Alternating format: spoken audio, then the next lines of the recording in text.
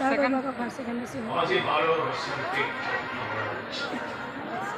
মই এই ঠাইলৈ